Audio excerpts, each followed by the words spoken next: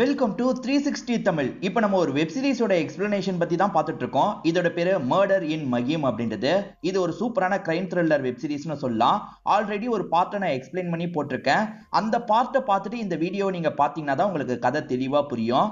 இது வரைக்கும் அந்த பார்ட்டை நீங்க பார்க்கலன்னு வச்சுக்கோங்களேன், டிஸ்கிரிப்ஷன்ல லிங்க் கொடுக்குறேன். கண்டிப்பா அதை பார்த்துட்டு இதை கண்டினியூ பண்ணுங்க. இல்ல நான் அதை பார்த்துட்டேன்னு சொன்னீங்கன்னா நேரடியா இந்த வீடியோவை நீங்க பார்க்க ஆரம்பிக்கலாம். எக்ஸ்பிளனேஷனுக்குள்ள போறதுக்கு முன்னாடி வீடியோக்கு ஒரு லைக்கை போடுங்க. அதே மாதிரி இந்த வீடியோ உங்களுக்கு பிடிச்சிருந்ததுன்னா ஐப்னு ஒரு ஆப்ஷன் இருக்கும், அதுவும் பண்ணுங்க. மேற்கொண்டு பேசி டைம் வேஸ்ட் பண்ணாம நம்ம நேரடியா எக்ஸ்பிளனேஷனுக்குள்ள போயிடலாம். பையன் இறந்து போயிட்டான்னு தெரிஞ்சோன்னா துரா ஒரு இடத்துக்கு கிளம்பி போனாரு. இவரோட ஃப்ரெண்டை கொலை பண்ணிருப்பாரு. ஃப்ரெண்டோட பேரை நான் சொல்லல, ஃப்ரெண்டோட பேரு பங்கஜ் அப்படின்றது. கொலை பண்ணவர் என்ன பண்றாருன்னா ஸ்டேஷனுக்கு வராரு. நான் பங்கஜை கொலை பண்ணிட்டேன்னு சொல்லிட்டாரு. என்ன சொல்ற அப்படின்ற மாதிரி எல்லாருமே ஷாக் ஆயிட்டு இருக்காங்க. ஆமா, பங்கஜ் நாலாம் சேர்ந்து ஒரு தப்பு பண்ணோம், அந்த தப்புக்கான தண்டனை தான் எனக்கு கிடைச்சிருக்கு. அவன் என்ன ஏதாவது பண்ணியிருந்தா கூட பரவாயில்ல, என் பையனை சாவடிச்சிட்டான் அப்படின்ற மாதிரிலாம் இவர் சொல்லிட்டாரு. அப்ப யாரு பண்ணிருக்காங்கன்னு உனக்கு தெரியுமான்ற மாதிரி இவங்க கேக்குறாங்க. யாரு பண்ணிருக்க வாய்ப்பு இருக்குன்றது எனக்கு தெரியும்ன்ற மாதிரி இவரும் சொல்ல ஆரம்பிக்கிறாரு. இப்ப இவங்க பண்ண தப்பை பத்தி சொல்ல ஆரம்பிக்கிறாங்க. அந்த ரயில்வே ஸ்டேஷன் ரெஸ்ட் ரூம்ல பசங்க அப்படி இப்படி இருக்கிறது உங்களுக்கு நல்லா தெரியும். அதுல 2-3 பேரை இவங்க கைக்குள்ள போட்டுப்பாங்க. அந்த 2-3 பேர் இருக்காங்கல்ல, கிளைண்ட்டை கூட்டு வந்து ஒன்னா இருப்பாங்க.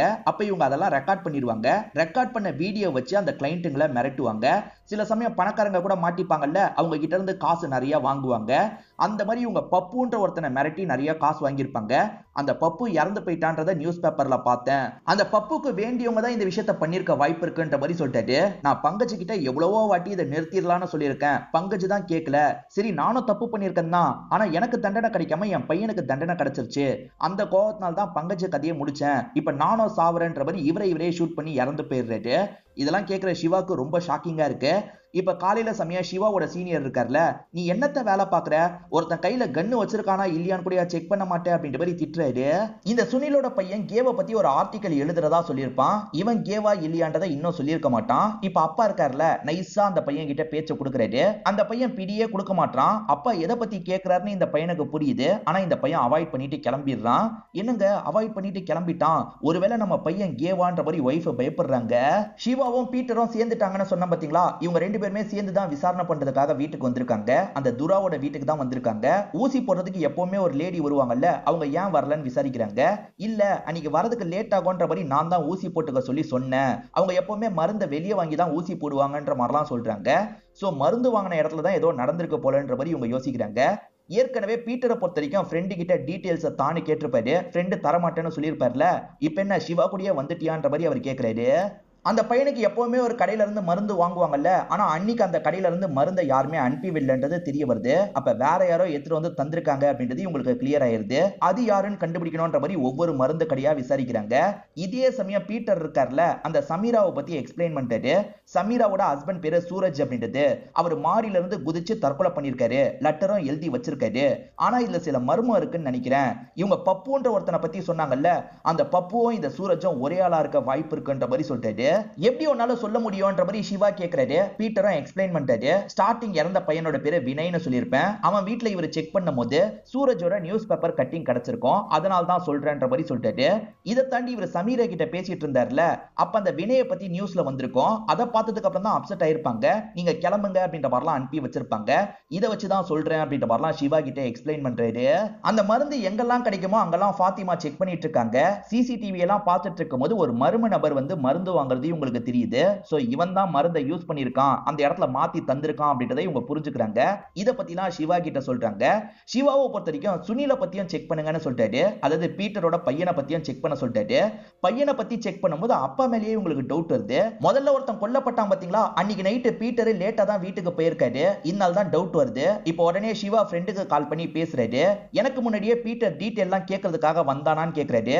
ஆமா, அன்அபிஷியலா கேட்கறதுக்காக வந்தான், நான் தரமாட்டேன்னு சொல்லிட்டேன், அதுக்கப்புறம் தான் உன் கூட வந்தான்ற மாதிரி சொல்லிட்டாரு. எதுக்கு அவன் டீடைல் எல்லாம் கேட்டு வந்தான், இவன் ஏதோ தப்பு பண்ணிருக்கான் போல, இவன் தான் இந்த கொலையை பண்ணிருக்கான்ற மாதிரி சொல்லிட்டாரு. இப்ப நேரா பீட்டரோட வீட்டுக்கு வந்துடுறாரு. இந்த கொலைகள் எல்லாத்தையும் நீ தானே பண்ணிருக்கன்னு கேக்குறாரு. எது நான் கொலை பண்ணனா, நான்லாம் பண்ணலன்ற மாதிரி பீட்டர் சொல்லிட்டாரு. ஆனா கொலை நடக்கும் போது நீ லேட்டா தான் வீட்டுக்கு வந்திருக்க, எங்க போனன்ற மாதிரி கேக்குறாரு. இதெல்லாம் ஒய்ஃபும் கவனிச்சிட்டு இருக்காங்கல்ல, அன்னைக்கு நைட்டு இவர் மருந்து வாங்குறதுக்கு போனதா சொன்னாரு அப்படின்ற மாதிரி சொல்லிட்டாங்க. இல்ல இவன் மருந்து வாங்குறதுக்கு எல்லாம் போல அப்படின்ற மாதிரி இந்த இடத்துல சிவா சொல்லிட்டாரு. இப்ப பீட்டர் என்ன பண்றதுன்னு தெரியாம முடிச்சிட்டு இருக்காரு. ஒரு ஸ்டேஜ்ல உண்மையை சொல்றாரு. இவரோட லேடி ஃப்ரெண்ட் ஒருத்தங்க எமர்ஜென்சின்ற மாதிரி காசு கேட்டிருப்பாங்க. நைட்டு நேரம் இவர் காசை தரதுக்காக தான் போயிருப்பாரு. இத ஒய்ஃப் கிட்ட சொல்ல முடியாதுல்ல, அதனால தான் மறைச்சிருப்பாரு. மருந்து கடைக்கு போனன்ற மாதிரி போய் சொல்லியிருப்பாரு. இந்த சமயம் ஃபாத்திமா விசாரணை பண்ணிட்டு இருக்காங்க. சார், ரெண்டாவது கொலை நடக்கும்போது அவர் வீட்ல தான் இருந்திருக்காரு சார். சோ அவர் குற்றவாளி இல்லன்ற மாதிரி சொல்றாங்க. பீட்டர் கொலைய பண்ணல போல அப்படின்ற மாதிரி சிவாவும் நம்ப ஆரம்பிச்சிடுறாரு. இப்ப ஒய்ஃப் முன்னாடி ரகசியம் உடைஞ்சிருச்சுல, சாரிடா என்னால ரகசியம் உடைஞ்சிருச்சு அப்படின்ற மாதிரி மன்னிப்பு கேட்கிறாரு. சரி விடு பரவாயில்லன்ற மாதிரி பீட்டரும் ஏத்துக்கிறாரு. ஒய்ஃப் கிட்ட சாரிலாம் சொல்லிட்டாரு. நீங்க லேடிய பார்க்க போனீங்கன்னா நான் சந்தேகப்படுவேனா? அப்படிலாம் இல்லங்க, எதனால என்கிட்ட சொல்லிட்டு போங்கன்னு சொல்றாங்க. ஃபாத்திமா ஏற்கனவே அந்த மாப்பிள பையன் கிட்ட லெஸ்பியன்ன்ற மாதிரி சொன்னாங்க பாத்தீங்களா, ஆனா அவனால வீட்ல சொல்ல முடியல. அதனால வீட்டை சேர்ந்தவங்களா அவனை டின்னருக்காக இந்த இடத்துக்கு கூட்டு வந்திருக்காங்க. இப்ப ஃபாத்திமாவால எதுவுமே பேச முடியல, அமைதியா சாப்பிட்டுட்டு கிளம்புறாங்க. ஷிவாவும் அப்பா கிட்ட மனசு விட்டு பேசலான்ற மாதிரி சாப்பாடுலாம் அப்பாக்காக எடுத்துட்டு வந்திருக்காரு. இப்ப ரெண்டு பேருமே சேர்ந்த மாதிரி சாப்பிட்டுட்டு இருக்காங்க. அப்பாக்கு இந்த வேலை பண்றது ரொம்ப பிடிச்சிருக்கிறதா சொல்லிட்டாரு. நான் பார்த்த போலீஸ் வேலையில நான் நேர்மையா இல்ல, ஆனா இந்த வேலையை நான் நேர்மையா பண்ண போறேன்ற மாதிரி சொல்லிட்டாரு. இப்ப கூட ஒருத்தங்க வராங்க, நான் வேலையை பார்க்கணும் நீ கிளம்பு அப்படின்ற மாதிரி பையனை போக சொல்லிட்டாரு. ஷிவாவும் லைட்டா ஸ்மைல் பண்ணிக்கிட்டே இங்க இருந்து கிளம்புறாரு. இப்ப பீட்டரும் பையன் கிட்ட பேசுறதுக்காக ரூம்க்கு வராரு. கே சம்பந்தப்பட்ட ஒரு புக் தான் படிச்சிட்டு இருக்கான். என் ஆர்டிக்கலுக்காக தான் இதை படிச்சிட்டு இருக்கேன் அப்படின்ற மாதிரி சொல்றான். அப்பா, இந்த ஆர்டிக்கலுக்காக நான் ஒருத்தங்கிட்ட பழக ஆரம்பிச்சேன். அவனோட பேரு மதன் அப்படின்றது. மதனை நான் வீட்டுக்கு கூப்பிடவா அப்படின்ற மாதிரி இவன் கேட்கிறான். அப்பாக்கு மதன் யாருன்னு தெரியும்ல, அதாவது அந்த மசாஜ் எல்லாம் பண்றவன், அந்த மாதிரி மசாஜ் எல்லாம் பண்றவன். ஆனா பையன் கேட்கறான்ல, அதனால அப்பாவும் சரின்ற மாதிரிலாம் ஏத்துக்கிறாரு. அப்படியே கட் பண்ணி லெஸ்லியை காட்டுறாங்க. லெஸ்லி வந்திருக்க ரிப்போர்ட்டை பார்த்து ஃபீல் பண்றாரு. HIV பாசிட்டிவ் அப்படின்ற மாதிரி தான் வந்திருக்கு. இவர் கூட ஒரு பையன் இருக்கான்ல, அவன் பேரு விரால் அப்படின்றது. விரால் நான் உங்க கூடயே இருக்கன்ற மாதிரி சொல்றான். இல்ல, இதுக்கப்புறம் என் கூட நீ இருக்கிறது சரியில்லை, நீ கிளம்பு அப்படின்ற மாதிரி இவரும் போக சொல்றாரு. அவனும் சோகமா இங்க இருந்து எந்திரிச்சு போயிட்டு இருக்கான். வரப்போறவன் மசாஜ் எல்லாம் பண்றவன்றத அம்மா கிட்ட சொல்லணும்ல. இப்ப பையனுமே அம்மா கிட்ட தயங்கி தயங்கி சொல்றான். அந்த மாதிரி பையன் வீட்டுக்கு வரப்போறானா அப்படின்ற மாதிரி அம்மா கொஞ்சம் அப்ஜெக்ஷன்லாம் சொல்றாங்க. ஆனா பையன் கேட்கறதுனால சரின்ற மாதிரி ஏத்துக்கிறாங்க. இப்ப மதன் அவரோட வீட்ல ரெடி ஆயிட்டு இருக்கிறத நமக்கு காட்டுறாங்க. ரெடி ஆயிட்டு இருக்கும்போது பீரோவை திறந்து இவரோட துணிமணி எல்லாம் எடுக்கிறாரு. பீரோல ஒரு ஷார்ப்பான கத்தி இருக்கிறத நமக்கு காட்டுறாங்க. அதாவது இவர் கூட இந்த கொலையெல்லாம் பண்ணிருக்கலாம்ன்ற மாதிரி நமக்கு காட்டுறாங்க. இங்கதான் 5th எபிசோட் முடியுது. 6th எபிசோட் ஸ்டார்டிங் சீனே பாஸ்ட்ல நடந்த விஷயத்தை காட்டுறாங்க. சூரஜ்னு ஒருத்தர் தற்கொலை பண்ணார்ல, அவரை பத்தி நமக்கு காட்டுறாங்க. இந்த சூரஜ் இருக்கார்ல, ரயில்வே ஸ்டேஷனுக்கு வந்துடுறாரு. இங்க அந்த மாதிரி பசங்க இருக்காங்கன்னு தெரிஞ்சுதான் வந்திருக்காரு. அந்த இடத்துல வினய் இருக்கான். சிக்னல் கொடுத்து இவரை ரூம்குள்ள கூட்டு வந்துடுறான். இவருமே காசை தந்துடுறாரு. அதுக்கப்புறம் அவனும் ஒன்னா இருக்கலாம்ன்ற மாதிரி ட்ரெஸ்ஸை கலட்டுறான். இது எல்லாத்தையும் ரெண்டு பேர் சேர்ந்த மாதிரி வீடியோ எடுத்துட்டு இருக்காங்க. யார் யாருன்னு பாத்தீங்கன்னா அந்த ரெண்டு கான்ஸ்டபிளுங்க தான். அவங்களுமே வந்து மிரட்ட ஆரம்பிக்கிறாங்க. அப்பாவியா இருக்கிறவங்களை பார்த்து பப்புன்னு கூப்பிடுவாங்க. அதனாலதான் இவங்க சூரஜா பப்புன்ற மாதிரி கூப்பிடுறாங்க. டே பப்பு, நாங்க கேட்கும் போதெல்லாம் காசை தரணும், அப்படி இல்லைன்னு வச்சுக்கோ இந்த வீடியோ வெளியே வந்துரும் அப்படின்ற மாதிரி மிரட்டி காசை வாங்க ஆரம்பிச்சிருப்பாங்க. இப்ப அம்மா லஞ்சுக்கான ஏற்பாடுலாம் பண்ணிருக்காங்க. அந்த பையனுமே இந்த இடத்துக்கு வந்துடுறான். அந்த பையன் ரொம்ப அமைதியா பேசுறான். அம்மாக்குமே அவன் பேசுற விதம்லாம் ரொம்ப பிடிச்சிருக்கு. நீ வேற ஏதாவது வேலை பண்ணலாம்ல, எதுக்கு இந்த வேலை பண்ற அப்படின்ற மாதிரிலாம் இங்க இருக்க அந்த பீட்டர் கேட்கிறாரு. அதுக்கு இந்த பையன் இருக்கான்ல, நாங்களும் பெரிய வேலை பண்ணணும் தான் ஆசைப்படுறோம், அதுக்கும் ஒரு சைடு ட்ரை பண்ணிட்டு தான் இருக்கோம், என்ன பண்றது, பொழப்புக்காக இந்த மாதிரிலாம் பண்ண வேண்டியதாயிருச்சு, அதனாலதான் என்னோட ஃப்ரெண்டும் இறந்து போயிட்டான், எனக்கு ரொம்ப கஷ்டமா இருக்கு அப்படின்ற மாதிரிலாம் பேசிட்டு இருக்காரு. அம்மாவும் சாப்பிட வாங்கன்ற மாதிரி சாப்பிடுறதுக்காக வர வச்சிடுறாங்க. அம்மா இந்த பையனுக்காக ஒரு gift கூட வாங்கி வச்சிருக்காங்க போல. gift எல்லாம் தந்து இந்த பையனை அனுப்பி வைக்கிறாங்க. இப்ப அந்த சாரை பாக்குறதுக்காக வந்துடுறாங்க. இந்த சாரோட பையன் தான் அந்த பங்கஜ்ன்ற மாதிரி நான் சொல்லியிருப்பேன். பையன் கிடையாது, அவர் மருமகனா இருப்பாரு. அவர் இறந்து போயிட்டார்ல, அது கூட இவருக்கு தெரிய மாட்டேங்குது. அவனுக்கு டிரான்ஸ்பர் கிடைச்சு வெளியூருக்கு போயிட்டான்ற மாதிரிலாம் சொல்லிட்டு இருக்காரு. என்ன பங்கஜ் இறந்து போனது கூட இவருக்கு தெரியல அப்படின்ற மாதிரி இவங்க ரெண்டு பேர் யோசிச்சுட்டு இருக்காங்க. என் அசிஸ்டன்ட் தான் டிரான்ஸ்பர் கிடைச்சதை பத்தி சொன்னா அப்படின்ற மாதிரிலாம் இவர் சொல்லிட்டாரு. அப்ப அசிஸ்டன்ட் தான் அப்படி சொல்லியிருக்கான் போலன்ற மாதிரி சிவாவும் பேசுறதுக்காக வராரு. எதுக்காக இறந்ததை பத்தி சொல்லன்னு கேக்குறாரு. அவருக்கு வயசாயிருச்சுல, கஷ்டமான நியூஸ் எல்லாம் சொல்லக்கூடாதுன்னு டாக்டர் சொன்னாரு, அதனால தான் மறஸ்டன்ற மாதிரிலாம் சொல்லிட்டாரு. நல்லதான் பண்ணிருக்க. சரி பங்கஜ் இங்க வருவானான்ற மாதிரி கேக்குறாரு. வருவாருன்ற மாதிரி அசிஸ்டன்ட் சொல்லிட்டாரு. வந்தா எங்க தங்குவான்ற மாதிரிலாம் இவர் கேட்டு தெரிஞ்சுக்கிறாரு. இப்ப வேகமா அந்த இடத்த செக் பண்றதுக்காக வராரு. அந்த இடத்துல தேடி பார்க்கும்போது நிறைய மெமரி கார்டுலாம் உங்களுக்கு கிடைக்குது. எல்லா மெமரி கார்டையும் போட்டு பார்க்கணுன்ற மாதிரி பாக்குறாங்க. ஏகப்பட்ட பேரை மிரட்டி காசு வாங்கியிருப்பாங்க போல. அதை பத்தின டீட்டெயிலாம் இவங்களுக்கு கிடைக்குது. அது மூலியமா இவங்க சூரஜை பாத்துடுறாங்க. சூரஜோட நம்பரை தான் இவங்க பப்புன்ற மாதிரி சேவ் பண்ணி வச்சிருக்காங்க. அதுவும் கன்ஃபார்ம் ஆயிருது. அந்த சூரஜ் இறந்து போனதுக்கு அப்புறம் தான் சம்பந்தப்பட்ட ஒவ்வொருத்தரா இறந்து போயிட்டு இருக்காங்க. சோ இதுல சமீராக்கு பங்கு இருக்கலாம் அப்படின்ற மாதிரி பீட்டர் யோசிக்கிறாரு. இன்னைக்கு ஒரு போட்டோ ஷூட் மாதிரி வச்சுக்கலாமான்ற மாதிரி கேக்குறாரு. கிளம்பி வாங்கன்ற மாதிரி சமீரா சொல்றாங்க. இவர் சிவாவையும் டீமையும் கூட்டு வந்துடுறாரு. நான் சொன்னா மட்டும் உள்ள வாங்கன்னு சொல்லிட்டாரு. இவர் மட்டும் தனியா உள்ள வந்துடுறாரு. இந்த லேடி கிட்ட பேசுறாரு. இப்ப சாதாரணமா போட்டோ எடுக்கிறேன், இன்னொரு நாள் டீடைலான போட்டோ ஷூட்டை வச்சுக்கலான்ற மாதிரி சொல்லிட்டாரு. இவங்களும் ஏத்துக்கிறாங்க. உங்க ஹஸ்பண்ட் எப்படி இறந்து போனதா சொன்னீங்க அப்படின்ற மாதிரி இவர் பேச்சு கொடுக்குறாரு. சூரஜுக்கு என்னோட அம்மானா ரொம்ப பிடிக்கும். ஆபரேஷன் சரியான டைம்ல பண்ண முடியாம என்னோட அம்மா இறந்து போயிட்டாங்க. அந்த சோகத்துல இருந்தவரை திடீர்னு மாடியில இருந்து குதிச்சிட்டாரு அப்படின்ற மாதிரிலாம் இவங்க சொல்றாங்க. அப்படியா, உங்க ஹஸ்பண்ட் அப்ப யாருமே மிரட்டலையான்ற மாதிரி இவர் கேக்குறாரு. இதை கேட்டோன்னே இந்த லேடி ஷாக் ஆயிடுறாங்க. இதை பத்திலாம் இவருக்கு எப்படி தெரியும்ன்ற மாதிரி யோசிக்கிறாங்க. உண்மையில நீ யாரு, உண்மையில நீ யாருன்ற மாதிரிலாம் கோவப்படுறாங்க. நான் யாரும் இல்லைங்க, சாதாரண ஆளுதான்ற மாதிரி சொல்லிட்டாரு. ஆனா இவங்க ஒரு ஸ்டேஜ்ல கத்தி எடுத்து மிரட்ட ஆரம்பிக்கிறாங்க. அப்ப இவருமே சிவா உள்ள வான்ற மாதிரி கத்துறாரு. சட்டுன்னு சிவாவும் டீமும் உள்ள வந்துடுறாங்க. இந்த சமீராவை லாக் பண்ணிடுறாங்க. உன் ஹஸ்பண்ட மிரட்டின எல்லாருமே அடுத்தடுத்து இறந்து போயிருக்காங்க. ஒழுங்கு மரியாதையா உண்மையை சொல்லு அப்படின்ற மாதிரி ஃபாத்திமா கேக்குறாங்க. என் ஹஸ்பண்ட யாரு மிரட்டினாங்கன்னா எனக்கு தெரியாது, ஆனா யாரோ மிரட்டினாங்கன்னு எனக்கு தெரியும். ஏன் சொல்றேன்னா, இஷ்டத்துக்கு அவர் காசெல்லாம் செலவு பண்ணிட்டு இருந்தாரு. என் அம்மாவோட ஆபரேஷனுக்காக நான் சேர்த்து வச்ச காசை கூட எனக்கு தெரியாம எடுத்துட்டாரு. அதனாலதான் என்னோட அம்மாவை என்னால காப்பாற்ற முடியல அப்படின்ற மாதிரி இவங்க ஃபீலிங்கா பேசுறாங்க. இந்த ஒய்ஃப் பழி வாங்கலனா சூரஜுக்காக வேற யாரு பழி வாங்கியிருப்பா அப்படின்ற மாதிரிலாம் இவங்க யோசிக்க ஆரம்பிக்கிறாங்க. ஆக்சுவலா இந்த ஃபாத்திமா இருக்காங்கல்ல, லீவே எடுக்காம தினமும் வேலைக்கு வந்துடுறாங்க. ஓவர் டைம்லாம் பண்ணிட்டு இருக்காங்க. சிவா இருக்கார்ல, அப்பப்ப லீவ் எடுக்கலாமா, தப்பில்ல, நீ கொஞ்சம் ரிலாக்ஸ் பண்ணு, வீட்டுக்கு போன்ற மாதிரி இவங்களை அனுப்பி வச்சிடுறாரு. இப்ப வீட்டுக்கு வந்துட்டு இருக்கும் போதே இவங்க ரிஹானாக்கு கால் பண்ணி பேசுறாங்க. நம்ம மீட் பண்ணலாமான்ற மாதிரி கேக்குறாங்க. நான் ஹாஸ்பிட்டல்ல தான் இருக்கேன், வந்து மீட் பண்ணுன்ற மாதிரி அவங்க சொல்றாங்க. அவங்கள பொறுத்த வரைக்கும் டாக்டர் போல. இப்ப கொஞ்ச நேரத்துல இவங்களும் ரெடி ஆகி அவங்கள பாக்குறதுக்காக வந்துடுறாங்க. அப்ப ரிஹானா சில தகவல்லாம் சேகரிச்சு வச்சிருக்காங்க. அதாவது ஒரு நாட்டுல 2 பேர் கல்யாணம் பண்ணிக்கிறதுக்கு சட்டம் அனுமதிக்கும் போல, அந்த நாட்டுக்கு நம்ம போயிடலான்ற மாதிரி சொல்றாங்க. ஆனா அதுக்கு ஃபாத்திமா மறுக்கிறாங்க. நம்ம ஃபேமிலி எல்லாம் விட்டுட்டு அந்த இடத்துக்கு போகணுமா அப்படின்ற மாதிரி கேக்குறாங்க. அப்ப நீ கடைசி வரைக்கும் என் கூட சேர்றத பத்தி யோசிக்கவே மாட்டேன் அப்படிதானேன்ற மாதிரி ரிஹானா கோச்சுக்கிறாங்க. ரிஹானா அப்படிலாம் இல்லன்ற மாதிரி ஃபாத்திமா சமாதானம் சொல்லிட்டாங்க. அப்படியே 2 பேருமே ரொமான்ஸ்லாம் பண்றாங்க. இவங்க ரொமான்ஸ் பண்றதை ஜன்னல் வழியா யாரோ கேப்சர் பண்ற மாதிரி நமக்கு காட்டுறாங்க. கேப்சர் பண்றது யாருன்றதை இப்ப நமக்கு ரிவீல் பண்ணல. சிவா பீட்டரை பாக்குறதுக்காக வீட்டுக்கு வந்திருப்பாரு. ஆனா ஒய்ஃப் மட்டும் தான் இருக்காங்க. இப்ப ஒய்ஃப் கிட்ட சில விஷயங்களை பேச ஆரம்பிக்கிறாரு. ஆக்சுவலா ஒரு 15 வருஷத்துக்கு முன்னாடி ஹஸ்பண்டுக்கு உயிர் போற ஆபத்து வந்திருக்கும். யாருக்கு? பீட்டருக்கு உயிர் போற ஆபத்து வந்திருக்கும். அந்த ஆபத்துல இருக்கும் போது என்ன சொல்லியிருப்பாருன்னா, என் ஒய்ஃபும் பையனும் சேஃபா இருக்கணும், என் லாக்கர் நம்பர் இதுதான், என் ஒய்ஃபை நீ பாத்துக்கணும், நல்லபடியா கவனிச்சுக்கணும், அப்பப்ப போய் பாருன்ற மாதிரிலாம் பேசியிருப்பாரு. உங்க மேல அவனுக்கு ரொம்ப பாசம் அப்படின்ற மாதிரி இவருமே அதெல்லாம் சொல்லிட்டு இருக்காரு. லெஸ்லி இருக்கார்ல, பீட்டரை மீட் பண்ணோன்ற மாதிரி வர வச்சிருப்பாரு. லெஸ்லியை பொறுத்த வரைக்கும் 20 வயசுல தான் ஒரு கேன்றதை புரிஞ்சிருப்பாரு. அப்பத்துல இருந்து என்னெல்லாம் நடந்தது அப்படின்றத இவர்கிட்ட சொல்லிட்டு இருக்காரு. அப்படியே கட் பண்ணி நமக்கு ஃபாத்திமாவோட பேரண்ட்ஸை காட்டுறாங்க. அந்த மாப்பிள பையன் தான் இவங்க கிட்ட அந்த போட்டோவை காட்டுறான். இவன் தான் போட்டோவை எடுத்திருக்கான் போல. இப்ப ஃபாத்திமாவை பார்த்தோன்னா பேரண்ட்ஸ் 2 பேருமே போட்டு அடி அடின்னு அடிச்சிட்டு இருக்காங்க. ஏன்டி இப்படி பண்ணன்ற மாதிரிலாம் கேட்டுட்டு இருக்காங்க. அதே சமயம் ரிஹானா சொந்தக்கார பொண்ணு போல, சொந்தக்கார பொண்ணோட வீட்டுக்கும் தகவலை பாஸ் பண்ணிடுறாங்க. அந்த பொண்ணோட பேரண்ட்ஸ் இவங்களை விட கோவக்காரங்க போல, அவங்க அந்த பொண்ணை போட்டு பயங்கரமா அடிச்சிட்டு இருக்காங்க. இந்த லெஸ்லியை பொறுத்த வரைக்கும் சினிமா ப்ரொடியூசரா இருந்திருப்பாரு போல. நிறைய பேர் என்னோட லைஃப்ல வந்துட்டு போயிருக்காங்க. கடைசியா இருந்த பையனோட பேரு விராலு, உனக்கு தெரியும்ல அப்படின்ற மாதிரிலாம் கேட்கிறாரு. அவனையும் போக சொல்லிட்டேன், எனக்கு ஒரு ப்ராப்ளம் வந்ததுனால தான் போக சொல்லிட்டேன் அப்படின்ற மாதிரிலாம் சொல்லிட்டாரு. இப்ப எதுக்காக உன்னை கூப்பிட்டேன் தெரியுமா? உன்கிட்ட ஒரு விஷயத்த சொல்றதுக்காக தான். இது வரைக்கும் கொல்லப்பட்ட எல்லாரும் என்னால் தான் கொல்லப்பட்டாங்கன்ற மாதிரி சொல்லிட்டாரு. என்ன சொல்றேன்ற மாதிரி இவரும் ஷாக்கிங்கா லெஸ்லியை பாக்குறாரு. அப்படியே கட் பண்ணி ரிஹானாவை காட்டுறாங்க. பேரண்ட்ஸ் வேற யாருக்கோ கல்யாணம் பண்ணி வைக்கிறத பத்தி பேசிட்டு இருக்காங்க. இதை நினைச்சு இவங்க ரொம்ப வருத்தப்படுறாங்க. ரொம்ப நேரமா ரூமை விட்டு வெளியே வரல. பேரண்ட்ஸ் உள்ள பாக்குறதுக்காக வராங்க. பார்த்தா ரிஹானா தூக்கு மாட்டி இறந்து போயிருக்காங்க. லெஸ்லி நான் தான் பண்ணேன்னு சொன்னார்ல, அதனால செல்லுல லாக் பண்ணி வச்சிருக்காங்க. எதுக்காக பண்ண அப்படின்ற மாதிரிலாம் பீட்டர் கேட்டு பாக்குறாரு. அதெல்லாம் என்னால சொல்ல முடியாது, எனக்கு என்ன தண்டனை தரணுமோ தாங்கன்ற மாதிரிலாம் அவர் பேசிட்டு இருக்காரு. இவன் என்ன இப்படி பேசிட்டு இருக்கான் அப்படின்ற மாதிரி பீட்டர் யோசிக்கிறாரு. இப்ப இதை பத்தி சிவா கிட்ட டிஸ்கஸ் பண்றாரு. எனக்கு என்னமோ லெஸ்லி இதை பண்ண மாதிரி தெரியல, வேற யாரையோ காப்பாத்துறதுக்காக இப்படி சரண்டர் ஆன மாதிரி தெரியுது அப்படின்ற மாதிரிலாம் சொல்றாரு. ஒய்ஃபு கிட்டயும் இதை பத்தி சொல்றாரு. அவன் பண்ணிருப்பான்னு நீங்க நினைக்கிறீங்களா அப்படின்ற மாதிரி ஒய்ஃபு கேக்குறாங்க. சேச்சா, எனக்கு அப்படி தோணல அப்படின்ற மாதிரி இவருமே சொல்றாரு. இப்ப இவர் வாக்கிங் மாதிரி நடந்து வந்துட்டு இருக்காரு. அப்ப இவரோட பையன் இருக்கான் பாத்தீங்களா, வேற ஒரு பையன் கூட க்ளோஸா உட்காந்து பேசிட்டு இருக்கான். இதை பாக்குற இவரு கொஞ்சம் ஷாக் ஆகுறாரு.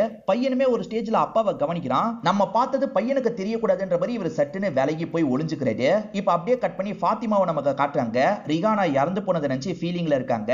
இப்ப அம்மாவும் எமோஷனலா பிளாக்மெயில் பண்ண ஆரம்பிக்கிறாங்க.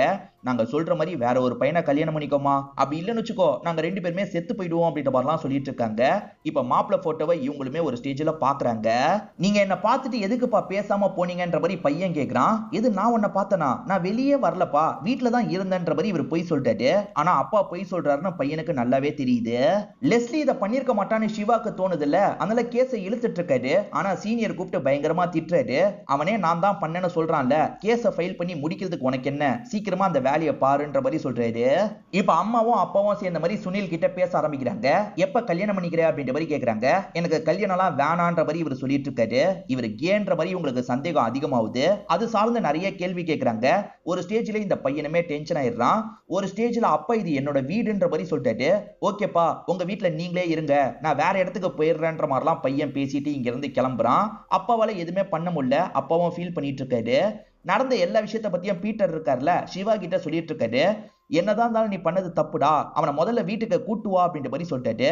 அதுக்கு பீட்டர் இருக்கார்ல, சொல்றது ஈஸி செய்யறது கஷ்டம், உன் அப்பாவும் உன்னோட பேச்சை கேட்காம வேலைக்கு போயிருக்கார்ல, உன்னால வீட்டுக்கு கூட்டு வர முடியுமான்னு கேக்குறாரு. சிவாவால எதுவுமே பேச முடியல, அமைதியாயிடுறாரு. அன்னைக்கு நைட்டு சிவா வீட்டுக்கு வராரு பாத்தீங்களா, அப்பாவுக்கு கொஞ்சம் உடம்பு முடியலன்றது தெரிய வருது. அப்பா ஒரு நாளாவது ரெஸ்ட் எடுங்க, வீட்டுக்கு வாங்கன்ற மாதிரி கூப்பிடுறாரு. நான் வந்துட்டா வேலையை யாரா பாப்பான்னு அப்பா கேக்குறாரு.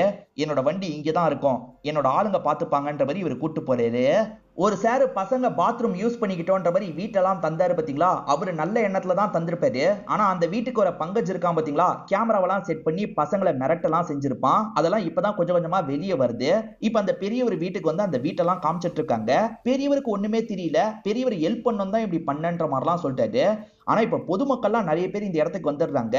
இந்த மாதிரி பண்ணிருக்கீங்களே அப்படின்ற மாதிரி அந்த பெரியவரை அசிங்க அசிங்கமா கேக்குறாங்க. பெரியவர் இந்த மாதிரி வார்த்தையெல்லாம் கேட்டிருக்கவே மாட்டாரு. நம்மள போய் இப்படி திட்டுறாங்களேன்னு ஃபீல் பண்ணிட்டாரு. அந்த அசிஸ்டன்ட் தான் ஜன்னல்லாம் மூடி ஒன்னும் இல்லைன்ற மாதிரி இவரை சமாதானப்படுத்திட்டு இருக்காரு. இந்த பெரியவர் ஒழுங்கா பாடம் எடுத்து நிறைய அவார்ட்லாம் வாங்கியிருப்பாரு. இப்படி அவார்ட் வாங்கினவன இந்த அளவுக்கு பேசுறாங்களே அப்படின்ற மாதிரிலாம் ஃபீல் பண்றாரு. பீட்டர் உட்காந்துட்டு இருக்க இடத்துக்கு திருநங்கைகள்லாம் வந்துட்டு இருக்காங்க. இப்ப இவருமே காசு எடுத்து தராரு. இல்ல சார் நாங்க சுத்தி பார்க்கறதுக்காக தான் இன்னைக்கு வந்திருக்கோம், போட்டோ எடுத்து தர முடியுமான்ற மாதிரி கேக்குறாங்க. எடுக்கிறேன்ற மாதிரி இவரும் போனை வாங்கி போட்டோஸ் எல்லாம் எடுத்துட்டு இருக்காரு. கடைசி 2-3 நாளா ஃபாத்திமா வேலைக்கே வந்திருக்க மாட்டாங்க. ஏன் வரலன்ற மாதிரி யோசிக்கிறாரு. அவங்க டெஸ்கை செக் பண்ணிட்டாரு. அப்பதான் ரிகானான்ற ஒரு பொண்ணு உங்களுக்கு லவ் லெட்டர்லாம் தந்திருக்கிறது தெரிய வருது. அப்ப இவ லெஸ்பியன் போல அப்படின்ற மாதிரி இவருமே யோசிக்கிறாரு. ஃபாத்திமா அம்மா இருக்காங்கல்ல, பொண்ணை வேலையை விட்டு நிறுத்திடலான்ற மாதிரி யோசிக்கிறாங்க. வேற ஒரு பையன் வீட்டுல பேசிட்டு இருக்காங்க. ஃபாத்திமாவால எதுவுமே பண்ண முடியாம அமைதியா உட்காந்துட்டு இருக்காங்க. அப்பன்னு பார்த்து சிவா இந்த இடத்துக்கு வந்துடுறாரு. நான் உங்க பொண்ணோட சீனியரு, கொஞ்ச நாளா பொண்ணு வரல, அதனால தான் பேசுறதுக்கு வந்திருக்கேன்னு சொல்லிட்டாரு. பொண்ணு இதுக்கப்புறம் வரமாட்டான்ற மாதிரிலாம் சொல்றாங்க. ஏன் வரமாட்டா அப்படின்ற மாதிரிலாம் இவர் கேட்டுட்டு இருக்காரு. இவங்களுமே கல்யாணம் வச்சிருக்கோம் அதனால தான் அப்படின்ற மாதிரிலாம் சொல்றாங்க. இப்ப இவருமே உள்ள வந்து ஃபாத்திமா கிட்ட பேச ஆரம்பிக்கிறாரு. நீ கல்யாணம் பண்ணிக்க போறியா, விருப்பப்படாம கல்யாணம் பண்ணிக்க போறியான்னு கேக்குறாரு. வேற என்ன சார் என்னால பண்ண முடியும்ன்ற மாதிரிலாம் இவங்க கேக்குறாங்க. நீ முதல்ல டியூட்டிக்கு வா, எதனால பேசிக்கலாம்னு சொல்லிட்டாரு. இப்ப பேரண்ட்ஸ் கிட்ட எல்லாம் வார்னிங் கொடுக்குற மாதிரி பேசிட்டு டியூட்டிக்கு கூட்டு வந்துடுறாரு. நீ அந்த பொண்ணை எவ்வளவு லவ் பண்ணிருக்கன்றதை என்னால புரிஞ்சுக்க முடியுது. அப்படிப்பட்ட நீ ஒருத்தன் கூட சேர்ந்து வாழ முடியாது, அவன் தான் தேவையில்லாம கஷ்டப்படுவான், அதனால யோசிச்சு முடிவெடு, உன் பேரண்ட்ஸ் தான் பிரச்சனைனா என்கிட்ட வான்ற மாதிரி சொல்றாரு. இப்ப பீட்டர் இருக்கார்ல, லெஸ்லியோட வீட்டுல ஏதாவது கிடைக்குமா அப்படின்ற மாதிரி அவரோட வீட்டுக்கு வந்து செக் பண்ணி எல்லாம் பார்த்துட்டு இருக்காரு. இந்த சமயம் சிவா ஸ்டேஷனுக்கு வராரு. அப்ப ஆளுங்க இருக்காங்கல்ல, அந்த லெஸ்லி நான் கொலை பண்ணலன்னு சொல்றான் சார் அப்படின்ற மாதிரி சொல்லிட்டாங்க. என்ன மாத்தி பேசுறான் அப்படின்ற மாதிரி இவருமே செல்லுல பாக்குறதுக்காக வராரு. எதுக்காகடா மாத்தி பேசுற அப்படின்ற மாதிரி கோவமா கேக்குறாரு. லெஸ்லி சில விஷயங்களை சொல்ல ஆரம்பிக்கிறாரு. ஆக்சுவலா கோர்ட்ல ப்ரொடியூஸ் பண்றதுக்கு முன்னாடி ஃபுல் பாடி செக்அப் எடுப்பாங்க போல. அப்படி எடுத்ததுல இவருக்கு HIV இல்லன்ற மாதிரி வந்திருக்கு. அப்ப அவன் என்ன ஏமாத்தி இருக்கான் அப்படின்ற மாதிரிலாம் சொல்லிட்டாரு. யார் ஏமாத்தினா டீடைலா சொல்லு அப்படின்ற மாதிரி சிவாவும் கேட்க ஆரம்பிக்கிறாரு. இந்த சைடு பீட்டர் இருக்கார்ல, கிடைக்கிற பொருள் எல்லாத்தையும் எடுத்து பார்த்துட்டு இருக்காரு. அப்பன்னு பார்த்தா அந்த பையன் இந்த இடத்துக்கு வரான். அதாவது விரால்னு ஒரு பையன் கூட இருந்தான்ல, அவன் இந்த இடத்துக்கு வந்துடுறான். நீ என்ன இந்த இடத்துக்கு வந்திருக்கன்னு கேக்குறாரு. என் திங்ஸ் சிலது இருந்தது, அதை எடுத்துட்டு போறதுக்காக தான் வந்தேன்ற மாதிரி அந்த பையன் சொல்லிட்டு இருக்கான். லெஸ்லி சொல்ற விஷயத்தை நமக்கு காட்ட ஆரம்பிக்கிறாங்க. விரால் தான் இந்த கொலை எல்லாத்தையும் பண்ணன்ற மாதிரி என்கிட்ட சொன்னான். அப்படி இருக்கும் போதுதான் எனக்கு HIV பாசிட்டிவ் அப்படின்ற மாதிரி வந்தது.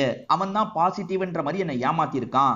விசாரணைன்னு வந்தா விரால் மாட்ட வாய்ப்பு இருக்குல்ல, அதனால தான் சாக போற நம்ம மாட்டிக்கலான்றதுக்காக நான் தான் கொலை பண்ணதா சொன்னேன். ஆனா நான் கொலை பண்ணலன்னு சொல்லிட்டாரு. அப்படியே கட் பண்ணி இந்த இடத்துல பீட்டரை நமக்கு காட்டுறாங்க. பீட்டர் இந்த பையன் கிட்ட பேசும்போது இந்த பையன் மேல டவுட்லாம் வர ஆரம்பிக்குது. அதாவது இவன் சமீராவோட தம்பின்ற மாதிரிலாம் இவருக்கு தோண ஆரம்பிக்குது. அப்போ ஒருவேளை இவன் இந்த கொலையை பண்ணிருக்க வாய்ப்பு இருக்கே அப்படின்ற மாதிரிலாம் இவர் யோசிக்க ஆரம்பிக்கிறாரு.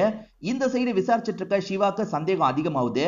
இந்த லெஸ்லி சொல்றது உண்மைதான், அந்த விராலை பத்தி செக் பண்ணுங்கன்ற மாதிரி சொல்லிட்டாரு.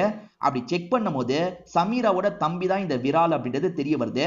ஆனா ரொம்ப வருஷமா ரெண்டு பேருமே டச்ல இல்லன்றது தெரிய வருது.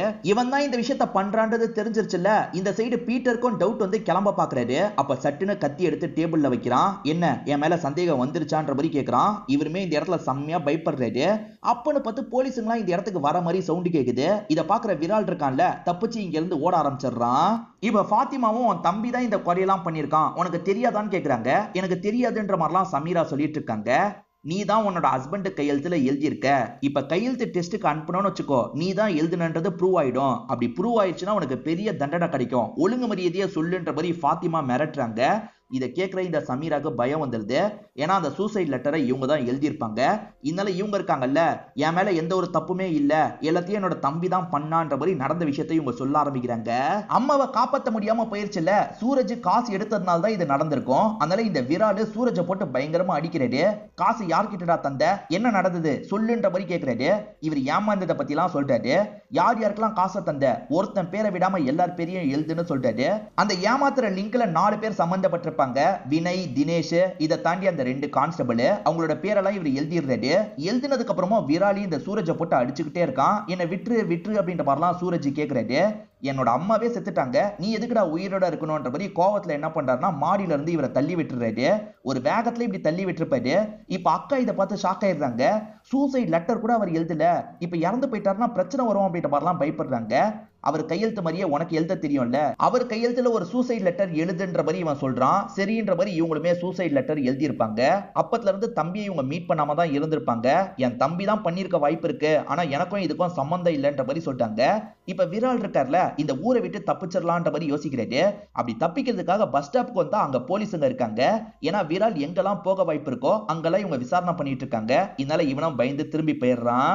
இந்த விராலை பொறுத்த வரைக்கும் பேடின்ற ஒரு நபரை தெரியும், அவருமே தான். அவரை பொறுத்த வரைக்கும் எந்த ஹெல்ப்னாலும் பண்ணுவாரு. அவர்கிட்ட தான் வந்திருக்கான். நான் கொஞ்ச நாள் மறைவா இருக்கணும் அப்படின்ற மாதிரி சொல்றான். எது மறைவா இருக்கணுமா, எதுக்குன்ற மாதிரி கேட்கிறாரு. அதெல்லாம் கேட்காதீங்க, காசு வேணா தரேன்ற மாதிரி காசு தரான். இந்த காசெல்லாம் பத்தாது, உன் மோதிரத்தை தா அப்படின்ற மாதிரி இவர் மோதிரத்தை புடுங்கிடுறாரு. ஒரு வாரம் வேணா நீங்க தங்கிக்கலாம் அப்படின்ற மாதிரி ஒரு இடத்தை தந்துடுறாரு. லெஸ்லி சரண்டர் ஆனாரு பாத்தீங்களா, அதனால சீனியரும் லெஸ்லின்ற ஒருத்தன் தான் இந்த விஷயத்த பண்ணிருக்கான் மீடியா கிட்ட பேசியிருப்பாரு. இப்ப லெஸ்லி இல்ல வேற ஒருத்தன்ற மாதிரி இவங்க சொல்றாங்கல்ல. இதை கேட்டு சீனியர் பயங்கரமா டென்ஷன் ஆயிடுறாரு. அந்த விரால முதல்ல புடிங்க, அதுக்கப்புறம் அவனை சரண்டர் பண்ணிக்கலாம், அது வரைக்கும் லெஸ்லி தான் குற்றவாளி அப்படின்ற மாதிரிலாம் சொல்லிட்டாரு. லெஸ்லியை வெளியே கூட்டு போக கூடாதுன்னு சொல்லிட்டாரு. ஆனா இவங்களுக்கு லெஸ்லியோட ஹெல்ப் தேவைப்படுது. அதனால லெஸ்லியை செல்ல விட்டு வெளியே வர வச்சிடுறாங்க. அந்த விரால் எங்க போயிருக்க வாய்ப்பு இருக்குன்ற மாதிரி கேக்குறாங்க. பேடியை பார்க்க போயிருக்க வாய்ப்பு இருக்குன்ற மாதிரி சொல்லிட்டாரு. ஏன்னா பேடி இவர் மூலியமா தான் அந்த விராலுக்கு அறிமுகமா இருப்பாரு. எந்த ஹெல்ப்னாலும் அவர்கிட்ட தான் கேட்கறதுக்கு போவான், அவரை போய் நம்ம பார்க்கலான்ற மாதிரி இவருமே கூட்டு வந்துடுறாரு. இப்ப அந்த பேடி கிட்ட இவங்களுமே வந்தானான்ற மாதிரி கேக்குறாங்க. அப்பெல்லாம் யாருமே வரலன்ற மாதிரி இவர் சொல்லிட்டாரு. சரி என்ன தப்பு பண்ணான்ற மாதிரி கேக்குறாரு. அவன் நிறைய கொலைகள் பண்ணிருக்கான், அதனால தான் தேடிட்டு இருக்கோன்ற மாதிரி சொல்லிட்டாங்க. அடப்பாவி, கொலை பண்ணிட்டா வந்தன்ற மாதிரி பேடி உள்ளுக்குள்ள யோசிக்கிறாரு. ஆனா வெளியே இவங்க கிட்ட அதை காமிச்சிக்க மாட்டாரு. இவங்க கிட்ட நார்மலா சிரிச்சு பேசி இவங்களை அனுப்பி வச்சிடுறாரு. அதுக்கப்புறம் அவனை மறைச்சு வச்சிருக்காருல அந்த இடத்துக்கு வந்துடுறாரு. பாவி, கொலை பண்ணிட்டா வந்திருக்க, இதுக்கப்புறம் இந்த இடத்துல நீ இருக்க கூடாது, வெளியே போன்னு சொல்லிட்டாரு. ஒரு நாள் மட்டும் இருந்துக்கிறேன் அப்படின்ற மாதிரி இவன் கெஞ்சி கேட்கிறான்.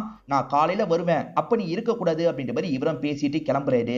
இந்த ஹோமோசெக்சுவலை லீகலா மாத்தணும்ன்ற மாதிரி நிறைய பேர் போராட்டம்லாம் பண்ணிட்டு இருக்காங்க. இதை பாக்குற சிவாவோட சீனியர் இருக்காருல, அவங்க எல்லாரையும் கொஞ்சம் அசிங்கப்படுத்துற மாதிரி பேசிட்டு இருக்காரு. இதெல்லாம் கேட்டுட்டு இருக்க இவங்க பயங்கரமா டென்ஷன் ஆயிடுறாங்க. சார் அவங்களும் மனுஷங்க தான், பார்த்து பேசுங்க அப்படின்ற மாதிரிலாம் சொல்றாங்க. நீ எதுக்கு அவங்களுக்கு சப்போர்ட் பண்ற அப்படின்ற மாதிரி இவர் கோவப்படுறாரு. ஏன்னா நானும் அவங்கள ஒருத்தி தான் அப்படின்ற மாதிரி இவங்களுமே அந்த இடத்துக்கு போய் கலந்துக்கிறாங்க. இதெல்லாம் பாக்குற இந்த சீனியர் செம்மையா டென்ஷன் ஆயிடுறாரு. இவங்க எப்பவுமே லெஸ்பியன்னு வெளியே சொல்றத தயங்கிக்கிட்டே இருந்திருப்பாங்க. இப்ப இவங்க வெளிப்படையா சொல்லிட்டாங்கல்ல, அப்ப ரிகானா இவங்களோட கண்ணுக்கு தெரியறாங்க. இவங்களை பார்த்து சிரிக்கிற மாதிரி தான் தெரியறாங்க. இப்ப சீனியர் இருக்கார்ல, இந்த சிவாவை கூப்பிட்டு திட்டுறாரு. என்ன உன் ஜூனியர் அப்படி பண்ணிட்டு இருக்கா, உன் ஜூனியரை ஒழுங்கா மாத்தி வை அப்படின்ற மாதிரிலாம் திட்டிட்டு இருக்காரு. இப்ப போராட்டம் பண்றவங்களுக்கு சாதகமா ஒரு தீர்ப்பு வந்திருக்கு போல. இங்க இருக்க எல்லாருமே பயங்கரமா சந்தோஷப்படுறாங்க. சேர்ந்து போட்டோலாம் எடுத்துக்கிறாங்க. அப்ப லெஸ்லி எடுத்த வேற ஒரு போட்டோவை இவர் பாக்குறாரு. பார்த்தவரு ஷாக் ஆயிடுறாரு. அந்த பேடி கூட எடுத்த போட்டோவை பார்த்து தான் ஷாக் ஆயிருப்பாரு. அந்த பேடியோட கையில ஒரு மோதிரம் இருக்கு. அதே மோதிரத்தை இவர் அந்த பையன் கிட்ட பார்த்திருப்பாரு. சோ பேடிக்கு ஏதோ தெரியும்ன்றது இவருக்கு தெரிஞ்சிருது. இப்ப சிவா கிட்ட சொல்லி அந்த பேடியை லாக் பண்றதுக்காக வந்துடுறாரு. பேடியை போட்டு அடி அடின்னு அடிக்கிறாங்க. அவரும் இடத்த சொல்லிடுறேன்ற மாதிரி அந்த இடத்துக்கு கூட்டு வந்துடுறாரு. இப்ப இவங்களுமே அந்த இடத்துல அவன் எங்கன்ற மாதிரி தேடிட்டு இருக்காங்க. பார்த்தா ஒரு இடத்துல அந்த விராலு கொடூரமா இறந்து போயிருக்கான். விரால இந்த பேடி தான் ஏதோ பண்ணிருக்காரு அப்படின்ற மாதிரி யோசிக்கிறாங்க. சார் சத்தியமா எனக்கு எதுவுமே தெரியாதுன்ற மாதிரி அந்த பேடி சொல்லிட்டு இருக்காரு. பேடி எதுவுமே பண்ணலனா அப்ப விராலை யாரு சாவடிச்சா? விரால் எல்லா கொலையும் பண்ணிருக்கான். அவனை கொலை பண்ணது யாருன்ற மாதிரி யோசிக்கிறாங்க. மிருகத்தோட உடம்புல இருந்து தோலை எடுப்பாங்க பாத்தீங்களா, அந்த மாதிரி கிழிச்சு வச்சிருக்கான் அப்படின்ற மாதிரிலாம் டாக்டர் சொல்லிட்டாரு. யாருன்றதை கண்டுபிடிக்கணும் அப்படின்ற மாதிரி இவங்களுமே யோசிக்கிறாங்க. இப்ப சுனில் இருக்கான்ல, உங்ககிட்ட ஒரு விஷயம் சொல்லணும்ன்ற மாதிரி சொல்ல ஆரம்பிக்கிறான். ஆமா நீங்க நினைக்கிறது சரிதான், நான் ஒரு கே தான் அப்படின்ற மாதிரி சொல்றான். அதை கேட்கிற இவங்க கோவப்பட மாட்டாங்க. பையன் கேவா மட்டும் இருந்துடக்கூடாதுன்ற மாதிரி யோசிச்சிருப்பாங்க. ஆனா நிறைய டிராவல்லாம் நடந்தது இல்ல, அதுல இவங்களோட மனசே கொஞ்சம் மாறி இருக்கும். அவன் விருப்பம், அவன் எப்படி வாழணும்னு நினைக்கிறானோ அப்படியே வாழ்ந்துகிட்டோம், நம்ம பையன்ற மாதிரி சப்போர்ட் பண்ணுவோம்ன்ற மாதிரி யோசிக்கிறாங்க. இதெல்லாம் தெரிஞ்சு இந்த பையனுமே சந்தோஷப்படுறான். அதே மாதிரி மதனுக்கு ஒரு வேலை கிடைச்சிருக்கு, வெளிநாட்டுக்கு போக போறான். மிருகத்தோட தோலெல்லாம் எடுப்பாங்கல்ல, அந்த மாதிரி வேலை தான் கிடைச்சிருக்குன்னு சொல்றான். இதை கேட்கிற இந்த பீட்டருக்கு அவன் மேல டவுட் வர ஆரம்பிக்குது. வினய கொண்டவன் மட்டும் என்கிட்ட மாட்டினா நான் சாவடிச்சிருவேன்ற மாதிரி ஏற்கனவே மதன் சொல்லியிருப்பான். அதெல்லாம் இவரோட மைண்டுக்குள்ள ஓடிட்டு இருக்கு. இதை பத்தி சிவா கிட்ட எடுத்து சொல்லிட்டாரு. அதனால இவங்களுமே மதனை லாக் பண்ணிடுறாங்க. இப்ப மதன் கிட்ட நீ தானே பண்ணன்ற மாதிரிலாம் கேக்குறாங்க. நான்லாம் பண்ணலன்ற மாதிரி மதன் நடிச்சிட்டு இருக்காரு. இவங்க அடிச்சுலாம் விசாரணை பண்ணிட்டு இருக்காங்க. இவங்க அடிச்சதுல அவனுக்கு ஜுரம் வந்துருது, ரொம்ப கஷ்டப்பட்டுட்டு இருக்கான். இப்ப பீட்டர் மட்டும் பேசுறதுக்காக வராரு. ஆமா சார் நான் தான் பண்ணன்ற மாதிரி இவனுமே ஒத்துக்கிறான். வீரால் தான் இந்த விஷயத்த பண்றான்றத போலீஸுங்க கண்டுபிடிச்சாங்கல்ல, அப்ப இவனுக்குமே தெரிஞ்சிருக்கும். எதர்ச்சியா இவன் அன்னைக்கு நைட்டு பேடியை பார்த்திருப்பான். பேடி யாரையோ விட்டுட்டு வர மாதிரி இருக்கும். யாரை விட்டுட்டு வராருன்ற மாதிரி பாக்குறதுக்காக போயிருப்பான். அந்த இடத்துல வீரால் தான் இருந்திருப்பான். இந்த ஊர்லயே மிருகத்தோட தோலை எடுக்கிற வேலைலாம் இவன் பண்ணுவான் போல. எப்பவுமே அந்த கத்தியை இவன் வச்சிருக்கான். அந்த கத்தியை வச்சு கொடூரமா விரால சாவடிக்கிறான். என் ஃப்ரெண்டியே சாவடிச்சல அப்படின்ற மாதிரி குத்தி குத்தி சாவடிக்கிறான். இப்பதான் அந்த மதனுக்கு லைஃபை மாத்துறதுக்கான வாய்ப்பு கிடைச்சிருக்கும். அதுக்குள்ள அவசரப்பட்டு இப்படி கொலை பண்ணிட்டான், லைஃபே போயிருச்சு அப்படின்ற மாதிரிலாம் பீட்டர் சோகமா பேசுறாரு. சிவா தான் இவருக்கு ஆறுதல்லாம் சொல்லிட்டு இருக்காரு. கூட தான் இந்த ஃபாத்திமாவும் நின்னுட்டு இருக்காங்க. அப்பன்னு பார்த்து சீனியர் இந்த இடத்துக்கு வராரு. வந்தவர் சிவா பக்கத்துல வான்ற மாதிரி கூப்பிடுறாரு. அவளுக்கு புத்திமதி சொன்னியா இல்லையான்னு கேக்குறாரு. என்ன சார் புத்திமதி சொல்லணும், அது அவளோட தனிப்பட்ட விருப்பம். அவ வேலையில கரெக்டா இருக்கா, வேலையில ஒழுங்கா இருக்காளா இல்லையான்றது மட்டும் தான் எனக்கு முக்கியம். அவ தனிப்பட்ட முறையில என்ன விரும்புறான்றதெல்லாம் எனக்கு தேவையில்லைன்னு சொல்லிட்டாரு. சீனியரால எதுவுமே பேச முடியல, அமைதியா கிளம்பி போயிடுறாரு. பீட்டரை பொறுத்த வரைக்கும் மீடியா துறையில இருந்து விலகி இருந்தார்ல, திரும்பி வேலைக்கு ஜாயின் பண்ணலான்ற மாதிரி ஒரு சேனல்ல இவர் வேலைக்கு ஜாயின் பண்ணிடுறாரு. அதே சமயம் சிவாவை பொறுத்த வரைக்கும் ப்ரொமோஷன் கிடைக்குது, சந்தோஷப்படுறாரு. இதோடய இந்த சீரிஸோட கதையை முடிச்சிடுறாங்க. கண்டிப்பா உங்க எல்லாருக்குமே இந்த சீரிஸ் பிடிச்சிருக்கும் நம்புறேன். இந்த வீடியோ உங்களுக்கு பிடிச்சிருந்ததுன்னா லைக் பண்ணுங்க, கமெண்ட் பண்ணுங்க, மறக்காம 360 தமிழ் சேனலை சப்ஸ்கிரைப் பண்ணுங்க. தொடர்ச்சியா இந்த மாதிரி வீடியோக்கள் வந்துகிட்டே தான் இருக்கும்.